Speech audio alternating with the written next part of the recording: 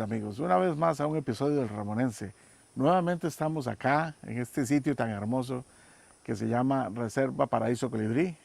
Gracias al señor Roger Alexis Barbosa, que nos permite pues, estar acá y disfrutar de este entorno tan natural para llevar adelante un nuevo tema histórico que es atinente en una forma muy fuerte a la historia de San Ramón, ¿verdad?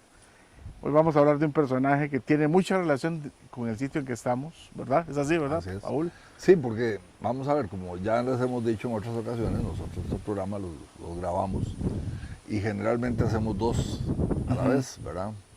Y la semana pasada, el programa que ustedes vieron y el que están se grabaron en el mismo sitio, que es en el Bajo de La Paz, en el distrito Piedad del Norte de San Ramón. Este programa, vinimos a hacerlo acá precisamente porque son temas que tienen una relación directa o indirecta con el lugar en que estamos, y más todavía el programa que vamos a ver hoy. Hoy vamos a hablar de un personaje y de los hechos de su vida que tuvieron una relación muy grande con el Bajo La Paz. Vamos a hablar de un ramonense, expresidente de la República, benemérito de la patria, cuya memoria sigue intacta dentro del pueblo costarricense, como una persona bonachona, como un presidente justo, una persona que realmente dejó un bonito legado en Costa Rica. Estamos hablando de Francisco José Orlis Bolmarcich, ¿verdad? Empecemos hablando sobre generalidades, un poquito de la familia, sus familia. orígenes. Don Chico Orlis, la familia Orlis, es una familia icónica en el cantón de San Ramón. Yo llamo el clan, ¿verdad? Es un clan, porque ellos a través de los tiempos han estado presentes en la vida del cantón. Y si vemos solamente desde el aspecto de la política, han sido diputados, han sido ministros, presidente de la República. Es decir, de esa familia, de ese tronco familiar, ha salido una cantidad enorme de ciudadanos que se han proyectado a nivel nacional. Realmente Costa Rica los recuerda con cariño. Así que vamos a empezar contándoles que esta familia es de origen croata. Son croatas. De hecho, el bisabuelo, el abuelo de Don Chico, que fue el primer Orlis que llegó a Costa Rica, llevaba el nombre de su nieto. Se llamó Francisco Orlis Cis. Z y Z. Cis. Pero en croata él se llamaba Francis Orlik. Sí. Adaptado aquí, bueno, pasó a ser Francisco Orlis. Sí, me imagino que suena la terminación CH como una J. Y también son sometidos al escrutinio de los pueblos, ¿verdad?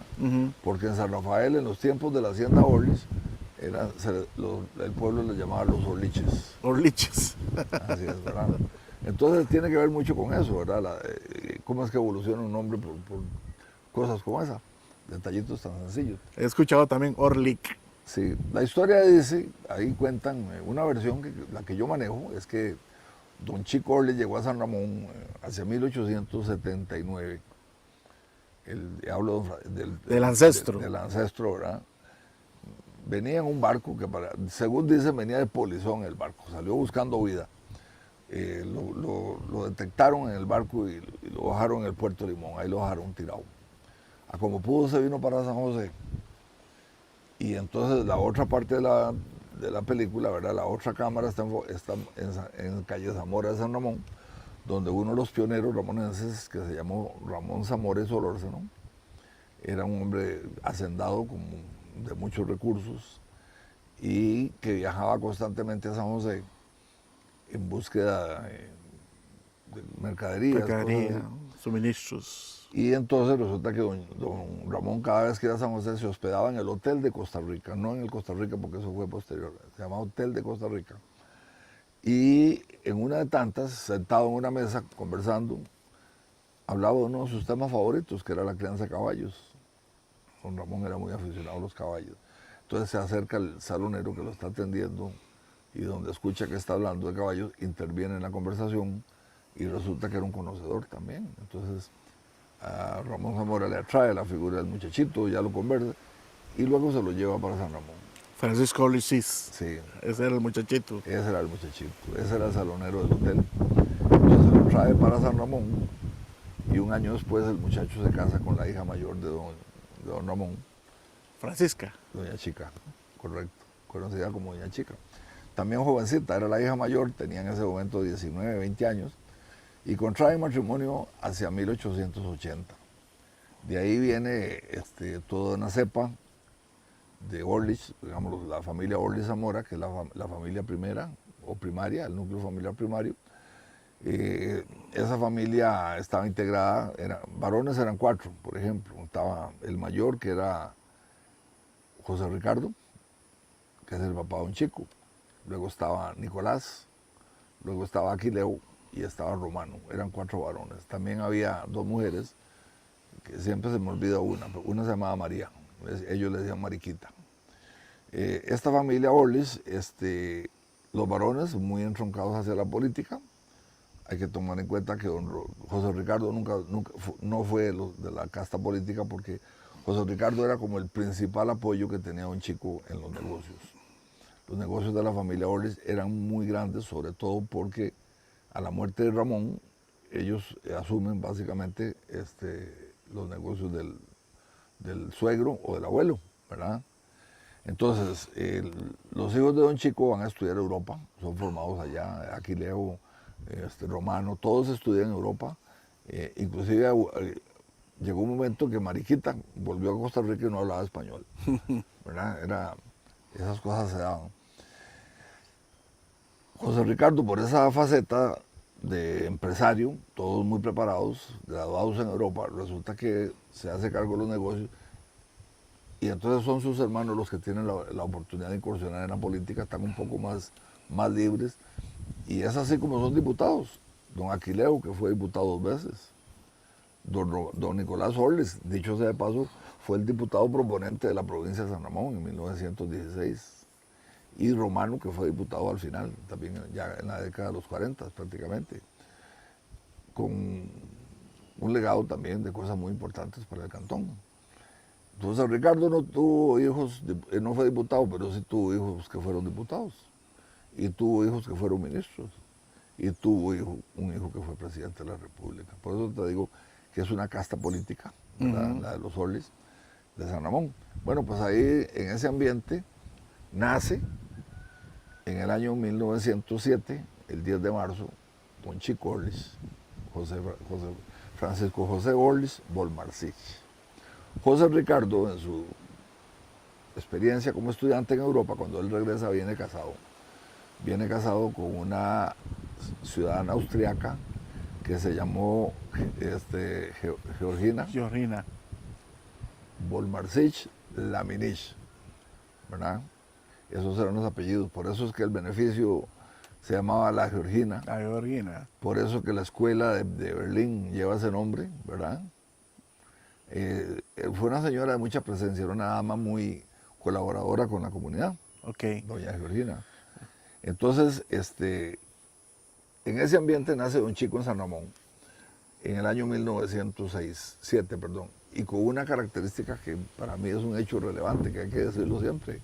Nace en la misma casa en que en 1872 había nacido Julio Acosta García. El lugar mágico ese. Exacto. La esquina de... Entonces yo uso la frase de un amigo que dice, es como cuando chocan 2 balas en el aire, que es una casualidad inmensa. Que nazcan 2 personas que luego van a ser presidentes de la República, beneméritos de la patria, que fueron líderes revolucionarios, que cambiaron este país en diferentes épocas, es una coincidencia grande, ¿verdad? Entonces, don Chico nace en la esquina diagonal a la esquina suroeste de la iglesia, perdón. Ya hemos mencionado ese sitio varias veces. Es que ahí recuerdo que el primer balazo de la revolución fue ahí, ¿no? La primera revuelta del 19 fue ahí. También el primer ahí. balazo del 48 fue ahí. Es decir, en ya esa lo esquina, hemos mencionado anteriormente. Es un punto, algo cósmico, de verdad. Era un enclave mágico, sí. diríamos. Bueno, pues ahí nace don Chico, ya que crece en ese San Ramón. La infancia de don Chico está marcada por la amistad que va a tener durante toda la vida con su mejor amigo. También nacido por esas fechas. También nacido a la vuelta, porque don Chico nació diagonal a la iglesia y don Pepe Figueres que es el que estamos hablando, nace al costado norte de la parroquia. Es decir, entre una casa y otra habían 100 metros, 125 metros de distancia. Pero más que todo, que después los padres de don Chico, tanto don Mariano y doña Paquita, tienen una amistad muy grande con don José Ricardo y con doña Georgina. Entonces, de ahí viene que Pepe y Chico son amigos desde los primeros añitos. En vidas paralelas, llamo yo. Vidas paralelas, totalmente. Un poquito mayor Pepe, porque Pepe nació en septiembre del 6 y don Chico nació en marzo del 7. Estamos hablando de 7 u 8 meses de diferencia. Pero amigos desde siempre, compañeros de escuela, compañeros en el movimiento Scout. Se fueron a estudiar a San José, luego al colegio de Evans. De terminar la primaria al de Evans y luego al seminario. Luego se fueron a los Estados Unidos, donde don Chico estudió administración y don Pepe estudió de todo porque se tragó completa las bibliotecas de Boston. Correcto. Y volvieron a Costa Rica en el año 26 y todavía se me hicieron socios en la finca La Lucha porque don Mariano compró esa finca como un gancho para que don Pepe volviera al país. Y entonces Pepe se fue para allá con Chico y ahí hicieron proyectos muy novedosos o proyectos empresariales de mucha relevancia. ¿Por qué digo esto? Bueno, porque en la finca La Lucha, ahí es donde se plasma ese Pepe Figueres visionario, idealista, que hacía experimentos agrícolas y sembraba esto y sembraba todo, y empezó a sembrar cosas que en Costa Rica no se veían, ¿verdad? Cabuya, ¿no? Cabuya, entre otras. Claro, la cabuya tenía un antecedente dentro de la familia Orlich, porque en 1914, y por ahí tengo periódicos de la época, Jorge, donde hablan que don Chico Orlich está en Austria, esperando que en Costa Rica salga un decreto que ya está en camino, mediante el cual se exonera de impuestos a la maquinaria que él quiere comprar para instalar en San Ramón una fábrica de mecate, ¿verdad? Estamos hablando del mecate en una época en que todo el mundo tenía un mecate en la casa porque había que jalar la vaca o amarrar la ternera. El mecate era parte de del menaje de cualquier casa, ¿verdad? Y sobre todo el de cabuya porque no teníamos el nylon. ¿En qué época era lo de la fábrica del mecate? En el 14, 12 años después, antes de la otra. Sí, porque después cuando don Pepe desarrolla en La Lucha y venden el mecate San Cristóbal, del cual vos podés encontrar anuncios en... Era la empresa más grande en Centroamérica dedicada a esa Pero ellos comparten ese conocimiento sobre esa particular Claro, el chico actividad. Ya él sabe, conoce la experiencia de su familia. Posiblemente lo que tiene don Pepe y don Chico ya como graduados en administración y todo en todo ese aspecto es que tienen una visión más amplia. Entonces el mecate de ahí se distribuye por todo Centroamérica. Sí, y el mecate ¿quién no iba a comprar mecate? Todo el mundo lo usaba. Exactamente, y era de excelente calidad. Bueno, pues esas son partes de las experiencias que vivieron. Luego el chico se regresa a San Ramón porque a principios de los 30 contrae matrimonio, que es una cosa curiosa, ¿verdad? Vamos a ver, don Chico nació en 1907, la que fue su esposa nació en 1910. Nada más, Jorge, que hay un dato interesante, y es que don Chico falleció en 1969, pero doña Marita aún está viva. ¿Tiene que, siento que? Acaba de cumplir 113 años. ¿Vive aún? Sí. ¿Dónde vive ella? En Escazú. Yo la visité una vez cuando estuvimos organizando el centenario de don Chico, y entonces tuve la oportunidad de conocer con esa bellísima dama, ¿verdad? Que es por antonomasia la primera dama de Costa Rica. Sigue siéndolo, ¿verdad? A los 113 años tuvo una fractura porque se cayó y se recuperó y sigue como totalmente lúcida. Yo soy partidario y creo que la Municipalidad de San Ramón debería tomarlo como un ejemplo y declarar la hija predilecta. Hija predilecta del cantón. Porque doña Marita, a pesar de que su padre se conoce como naranjeño, aunque ellos habían venido de Alajuela, se instalaron en Naranjo, el padre de ella se llamó don Salustio Camacho y la mamá Zeneida Quirós. Don Salustio también fue diputado. Y en una época se vino a vivir a San Ramón y vivió varios años, puesto que Marita nació en 1910 y nacieron 4 hijos más, vivieron lo que hoy es la Casa Cural. Entonces, son una pareja que cumplían años al mismo día, se conocieron en San Ramón, Don Chico se vino a vivir a San Ramón, fue regidor municipal, luego fue diputado, fue, 2 veces de cada cosa. En fin, desarrolla esa carrera política y ya siendo diputado a principios de los 40, se traslada a San José por razones del cargo y ya la vida de él es más josefina que ramonense, pero sin embargo con una presencia absoluta de San Ramón porque él venía cada rato, tanto a jugar dominó al Club de Amigos como a proponer proyectos, ¿verdad? Muchísimos de los que se hacían por iniciativa de Don Chico. Luego, además de eso, fue ministro, que Don Chico es el responsable del hospital, de la construcción del hospital Carlos Luis Valverde Vega, que fue un proyecto que inició desde el 48 y que lo concluyó en el 55, en 2 administraciones diferentes. Don Chico fue el gestor de la primera central telefónica automática de este país, fue una idea de él y rápidamente estaba funcionando. Todos los proyectos los planteaban en el Club de Amigos y ahí se tomaban las decisiones, era como otra municipalidad. Entonces, a Don Chico hay que reconocerle todas esas actuaciones, hay que reconocerle su papel como mano derecha de Don Pepe en la Revolución del 48, como encargado de las tropas que repelieron la invasión desde Nicaragua en 1955, como presidente en el 62. Pero hay cosas que tienen que ver con el bajo la paz, entre toda esa historia de Don Chico, ¿verdad? Muy importantes. En 1948, cuando se está gestando el proceso revolucionario, que ya venía la efervescencia desde tiempos, años anteriores, yo diría que desde la muerte de don León Cortés en 1946, se agudiza con las elecciones parlamentarias que hay en febrero del 48, elecciones nacionales, perdón, y parlamentarias a la vez, porque había medio periodo, la Asamblea Legislativa se renovaba parcialmente, pero sí se nombró presidente. Entonces, se dan los hechos que todos sabemos, las anomalías que sucedieron en las elecciones, el gobierno anula las elecciones para presidente, no las para diputado. Era don Otilio. Sí, y Rafael Ángel Calderón. Rafael Calderón. Entonces, la efervescencia en el país va creciendo, y hay un hecho notable, muy, muy drástico, que es la muerte de Carlos Luis Valverde Vega, el asesinato, amigo de Chico, amigo de Pepe, que es asesinado por tropas leales al gobierno, por un coronel cubano de ingrata memoria, que era apellido Tabiú, que lo matan, lo asesinan en el paseo del Paseo Colón en San José, y ese es el desencadenante ya de los hechos bélicos.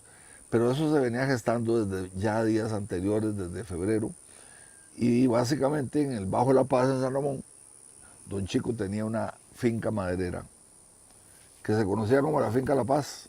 Ese era el nombre de la finca que él le había puesto. Y estábamos en ella en este momento. Esto era parte de este lugar. Este sitio es parte de la finca original. Sí. Entonces, en esa finca, Don Chico tenía explotación maderera, tenía un aserradero.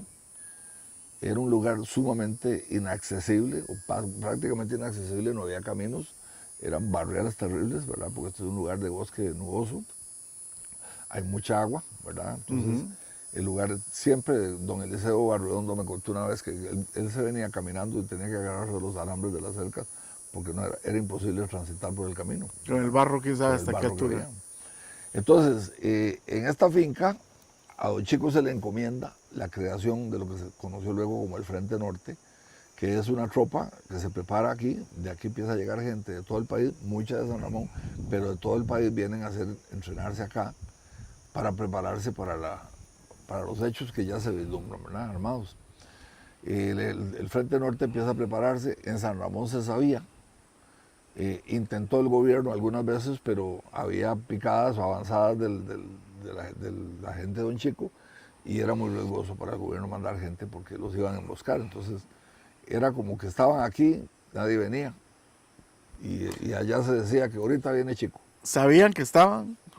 Se decía que venían. Hubo intentos muy leves, pero el más serio fue cuando mandaron un avión, ¿verdad? Dentro de las Fuerzas Armadas del gobierno, cogieron un avión de pasajeros o de carga y le amarraron una bomba que era como un estañón y vinieron y la tiraron por la ventana prácticamente. Y la bomba cayó como a 500 metros de donde ellos estaban, que era aquí en los galerones del aserradero, pero resulta que los que estaban abajo agarraron el avión a balazos con carabinas y con pistolas y lo pegaron. ¿Lo derribaron? Lo derribaron. y el avión fue a A balazos, así, Sí, a balazos. fusil y carabina y revólver, seguramente. No voy a exagerar diciendo que fue con una piedra, pero sí, fue muy, muy elemental la manera en que lo bajaron y el avión fue a caer cerca de Zarcero, ¿verdad? Bueno, viene el asesinato de Carlos Valverde Vega el 10 de marzo, en momentos en que en San Ramón la efervescencia es grande, se dan abusos de todas las partes. Ya se sabe que el 48 fue, un día abusaron unos, después abusaron los otros. Se dieron cosas detestables o lamentables. Y en San Ramón se está esperando la llegada de Chicoles. Todo el mundo dicen que hoy va a Chico, ¿Qué viene? hoy ataca Chico, mañana viene. Y todos los días la misma cosa y no pasaba y no pasaba. Entonces ya era algo casi que era parte del folclore. Hasta que se da el asesinato del doctor Calderón, Doctor, sí, del doctor Valverde Vega, el día 10 de marzo de 1948, y 2 días después efectivamente se da el ataque de Chico. El Frente Norte, como se conoce esta tropa que se entrenó en esta hacienda, baja a San Ramón y luego se distribuye en 4 columnas. Una entiendo que baja por el Tremedal y baja directo hacia el Palacio Municipal, otra da la vuelta y sube como viniendo del Kinder hacia el parque, otro viene llegando por un lado de periféricos, ¿verdad? Y desde ahí atacan el Palacio Municipal. Una batalla que dura 2 horas, hay 2 muertos, 2 fallecidos, lamentablemente los hubo en esa escaramuza.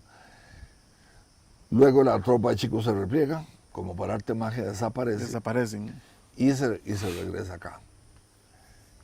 Militarmente lo que hicieron esto fue una estrategia, porque entonces el gobierno, sabiendo que estaba la gente metida acá, que se estaban entrenando, tuvieron que movilizar recursos hacia acá, hacia San Ramón, y descuidaron otras zonas del país, ¿verdad? Porque no tenían suficiente recurso para todo. Entonces, mientras tanto había un cuartel en Santa María de Dota, otro en San Isidro General, que era el verdadero plan. Entonces la gente que estaba en el ataque a San Ramón volvieron acá y de una vez salieron hacia Altamira de San Carlos y ahí los esperaba un avión, porque el gobierno intentó atacar con un avión en Pérez Celedón y ese avión se los bajaron, se los quitaron. Entonces el mismo avión lo utilizaron para venir a San Carlos a llevarse la tropa que estaba acá, a sumarse a la de Pérez Celedón, y fue así como la revolución empezó de sur a norte, ¿verdad? Con la toma de Cartago, ¿verdad? Que fue fundamental hasta llegar al Pacto de Chumogo. Ok, la estrategia fue hacerles creer que el ataque venía del norte, cuando lo que hicieron fue reforzar el frente sur. Este fue un distractor, ¿verdad? Un ataque rápido y luego se trasladaron allá y empezó más en serio la cosa. Bueno, ya solo eso pone en el mapa de la historia de Costa Rica a este lugar en el que estamos hoy, hombre. Pero no solo eso, ¿verdad? Es que esta finca también tiene esa tradición. En 1950, lo que se llamó el Centro de Estudios para los Problemas Nacionales, que era un resultado del trabajo de doña Bertaría Rodríguez como directora de la Escuela Jorge Washington, cuando a los 40 se empezó a traer a Rodrigo Facio. Intelectuales, Rodrigo Facio, Isa Felipe Osofeifa, Roberto Orenes Mecén, todos los intelectuales Carlos Monge Alfaro. Mira, toda la intelectualidad de esa época venía a San Ramón, uno cada miércoles a dar una charla en el Centro Cultural Sanramonense. Y de ahí, de los llenazos que se daban en la escuela, porque Rodrigo Facio decía, qué raro, dice, en San José yo doy una conferencia, con todos los colegios que hay me llegan 50, aquí llegan 500. En la escuela Jorge Washington era eso. Recién fundada. Entonces, era tal el llenazo que Rodrigo Facio propone la creación de una revista que permita la divulgación de esas ideas. Y es así como nace una revista que va a cambiar Costa Rica. Pensamiento político, escrito político. Es la revista Surco, ¿verdad? La revista Surco se funda en San Ramón, la primera edición es el 15 de septiembre de 1940.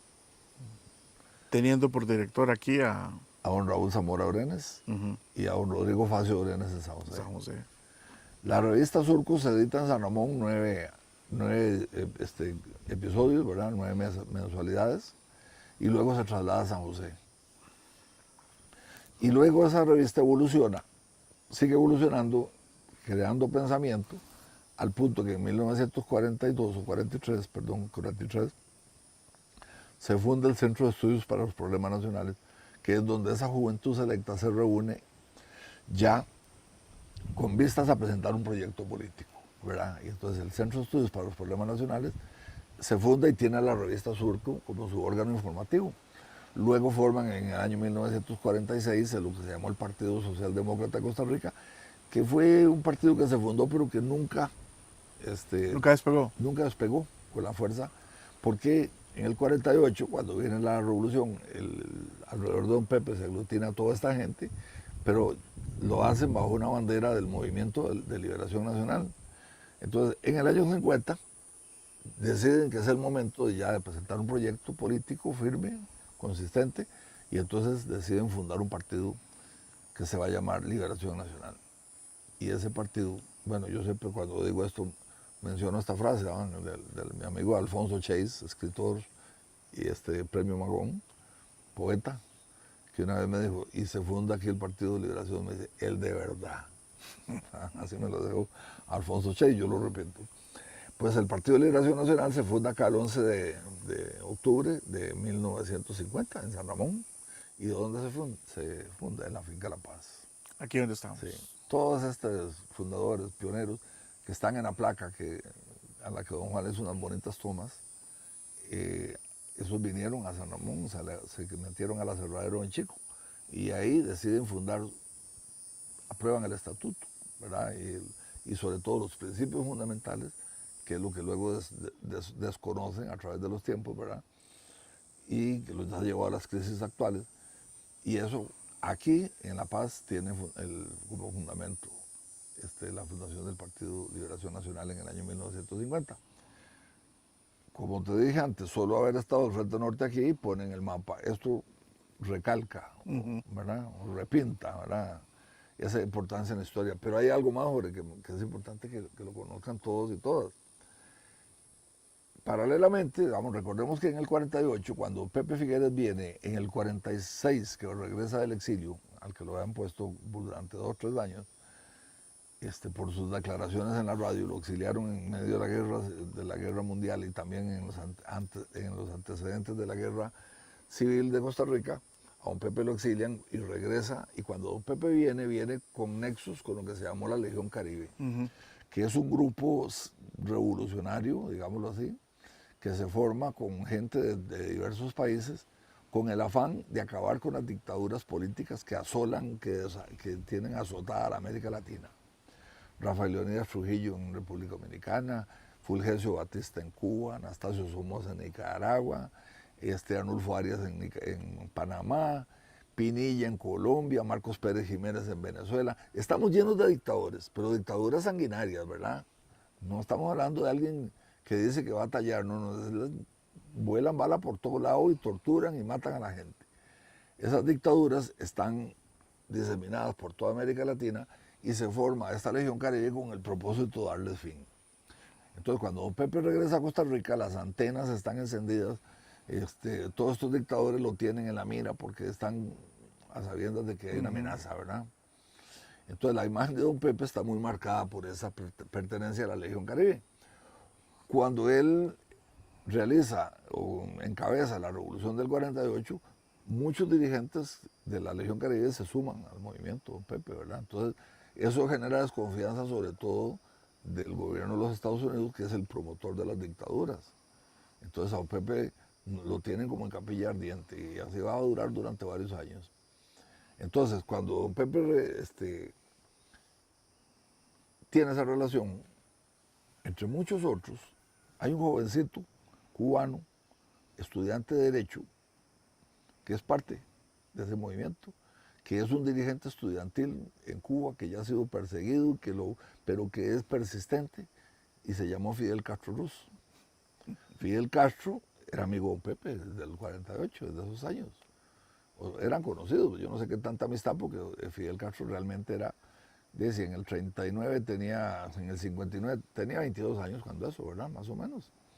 Bueno, pues Fidel Castro tiene su lucha en Cuba, aunque tiene nexos con dirigentes de varios países, ¿verdad? Casualmente un movimiento estudiantil, un encuentro estudiantil que había en Bogotá en el 48, ahí estaba Fidel participando, representando a los estudiantes cubanos, y resulta que es cuando se da el famoso Bogotazo en Cuba, en Colombia, que es el que inaugura la época de violencia que hasta la fecha. Todo eso inicia con el Bogotazo, porque había un candidato presidencial en Colombia que se llamaba Jorge Eliezer Gaitán, que era el que iba a ganar, y lo matan.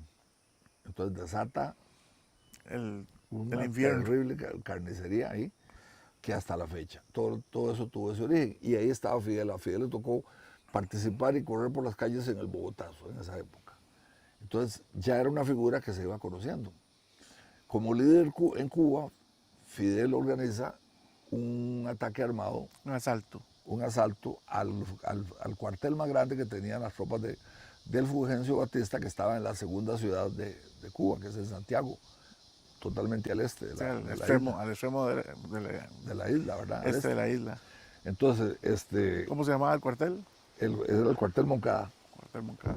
El cuartel Moncada, Fidel planea atacarlo para iniciar ya la revuelta contra el gobierno Batista y arma una tropa de 82 hombres y mujeres, porque iba los dos, y organizan el movimiento militar en varias columnas, pero resulta que a la hora del ataque, cuando una columna va, se encuentra con que tenían una alcantarilla rota y habían roto la calle y no pudieron pasar, otra se pierde. Al fin el ataque no tuvo la efectividad que ellos creían y fueron derrotados. Fidel pasa de la cárcel, muchos estuvieron ahí torturados. A Fidel, por supuesto, que lo torturaron, igual que a su hermano Raúl, y son condenados a la cárcel. Los encarcelan. Los encarcelan. Bueno, pues resulta que en 1955 Fulgencio Batista está muy presionado porque todos los países del mundo lo cuestionan por dictador, qué sé yo, de relaciones distantes con Cuba. Entonces Fulgencio Batista, para lavarse la cara un poquito, dice que va a hacer unas elecciones, ¿no?, para llegar a la democracia en Cuba. Y como parte del gesto propagandístico, libera a los últimos presos del ataque al cuartel Moncada. Una especie de amnistía. Hace una amnistía y libera a Fidel Castro, libera a Raúl. Y hay unos cuantos que seguramente les Y algunos más. De los 82 sobrevivieron 12. Esa fue la cantidad que sobrevivió. Entonces libera a esos 12 presos y los presos sí los saca del país. La mayoría se fueron a México. ¿Y para dónde agarró Fidel Castro? Bueno, estamos hablando en el año 55. El presidente de Costa Rica se llama José Figueres Ferrer y su ministro es de transporte de Chico Ortiz. Entonces de Costa Rica sale un avión a Cuba y se traen al ilustre amnistiado. Entonces Fidel Castro llega a San Ramón en el año 55. Yo eso lo supe porque una vez conversando con Lolito Barrantes, que Lolito era una persona que sabía de todo, y estábamos ahí parados donde estuvo la Soda Pipos. Yo vivía ahí en unos apartamentos, estaba yo empezando mi vida de familia. Y entonces me dice, estábamos hablando de Fidel y me dice Lolito, pero ahí donde estamos parados yo conocí a Fidel. Eso es allá donde estaba el sector de las tres bombas, ¿verdad? Sí, Santa María, ahí donde estaban los apartamentos. Y me dice, ahí donde estamos parados yo conocí a Fidel Castro. Y yo, ¿cómo? Ah, hombre, así grandote, me dice. Ahí lo conocí yo, entonces me cuenta la historia, yo empiezo a preguntar y efectivamente Fidel vivió en San Ramón cerca de 5 meses. Había fotos de él tomándose un café con Daniel Oduber en la soda de Mino Guevara. Y me cuentan que en el año 74, cuando Daniel era candidato, le ofrecieron al fotógrafo que tomó esa foto, que fue don Antonio Valerio, que en paz descanse, le ofrecieron $1.000.000 de la época por esa foto, porque con esa foto de Fidel y Daniel iban a mostrar que Daniel era comunista y con eso iban a hacer perder las elecciones del 74. Historias de nuestra política, simpáticas. Bueno, el asunto es que Chico y Pepe se trajeron a Fidel Castro y donde lo tuvieron fue aquí en la finca La Paz. Aquí estuvo alojado Fidel Castro. Durante esos 5 meses. En esta finca. Exactamente. De aquí sale Fidel porque ya está en contacto con el grupo revolucionario que está concentrado en México. El Che Guevara lo conoce allá, pero el Che Guevara pasó por San Ramón en moto, estuvo también ahí en esa Soda Pipos cuando vino desde la Argentina, se vino conociendo América y finalmente se afincó en México, donde conoce a Fidel y de ahí salen juntos en el famoso yate Granma, que es el que sale de Mérida, de México, a atacar, a invadir Cuba, que los están esperando. Son 82 otra vez. Curioso número. Y quedan 12 vivos. demasiada coincidencia. Esos dos se logran llegar a la montaña, después ya ahí sí no los paró nadie. Pero aquí lo que interesante de recalcar es esa vivencia y esa importancia histórica que tiene este sitio con estos tres hechos.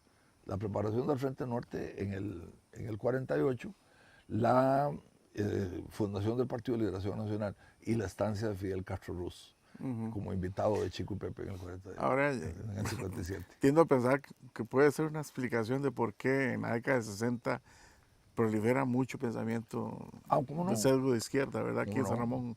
La efervescencia de la revolución y el haber tenido a Fidel, pues que además doña Julia Rodríguez, que fue una ramonense, hija de don Ramón Rodríguez, el fundador, fue las personas que estuvo presentes en la toma de Fidel cuando se echó el discurso en la plaza de la revolución, porque doña Julia era fundadora del Partido Comunista de Costa Rica. Entonces, efectivamente, había toda una serie de circunstancias que se juntaron para eso que estás mencionando, Jorge. Sí, sí, es evidente que existe un filtrado hacia la sociedad ramonense y lo sé porque recuerdo el gremio de los zapateros, hablaban mucho ¿Cómo no? del pensamiento socialista y comunismo en Las general. charlas con mi amigo Caporal, Eh, lindo que era sentarse a arreglar zapatos, bueno, ahí entre otros. me imagino que existirán muchos otros detalles que podríamos hablar al respecto de este sitio, pero desgraciadamente el tiempo es inexorable. El programa nunca alcanza. Nunca El programa alcanza. nunca alcanza. Ya nosotros sabemos que cuando don Juan nos hace la señal fatídica de faltan 5, faltan 3, tenemos que ir bajando, pero nos satisface que yo sé que en media hora damos información, por lo menos para dejar a la gente bien, Sí. como decimos nosotros, enchilada, ¿verdad? Con ganas de saber más. Hablando de eso, me gustaría nada más, como último detalle y como una cápsula así de curiosidad. Yo recuerdo que alguna vez conversamos de que había un Orlish que la familia no conocía y que menciona a Chepe Gamboa en su libro. No era un Orlis, No era un Orlish, era una Orlis. era una Orlish. Que yo les hablé a los Orlis y a mi amigo Rolando Genio, que en paz descanse. Yo le decía, Rolando Genio, es que había una señora que se llamaba Catalina Orlis. ¿Cómo? No, la hermana de un chico, no. Y es porque Chepe Gamboa menciona en el Hilo de Oro que se fue a San Rafael a traer las hojas para los tamales en la Semana Santa como de 1905 y pasó a tomar agua a donde su madrina, donde su padrino que se llamaba Nicolás Coglivina. Era un italiano. Es que es de la región italiana de Croacia. Entonces ya. Y don Nicolás Coglivina era casado con Catalina Orlis, ¿verdad? Entonces, de ahí son cosas que se encuentran en los rinconcitos de la historia nuestra. Es una curiosidad histórica nada más, pero que ahí quedó el trazo y a la fecha desconocemos más datos sobre Catalina. Bueno, Jorge, y aquí paramos, porque aquí paramos. Como decimos, nunca alcanza el tiempo, pero nos queda la satisfacción de haber podido compartir un poco de información. Nuestro agradecimiento, don Juan, Multizonas, que nos brinda la oportunidad de llegar hasta sus hogares con todas estas informaciones tan interesantes, ¿verdad? Recuerden, cada domingo a las 3 de la tarde, Yo También Soy de Moncho, pueden ver estos programas. Y en Multizonas, cuando la quieran, porque la plataforma sirve a todo el globo. Así es. Y una tercera opción, busquen en YouTube nuestro canal El Ramonense también. Okay. Ahí estamos depositando estos programas también. Así que, don Juan, muchas gracias y a todos ustedes en sus hogares. Ha sido un gusto estar con ustedes desde este paraíso en todo el sentido de la palabra. En todo el sentido de la palabra. Que pasen bien, amigos.